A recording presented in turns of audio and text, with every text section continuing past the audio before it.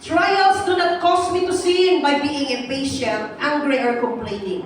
They simply reveal what is inside. Trials sanctify me. When we say sanctify, ang kalayo, muntang-tang na siya sa mga hugaw dito sa bulawan. Aron mo gawas na purified na siya. Kita bulawan na tandaan. Ikanduta sa Diyos.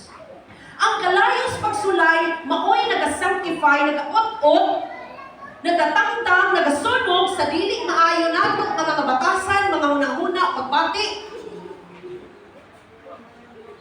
Kay gina-sanctify ta sa balaan ng Espiritu.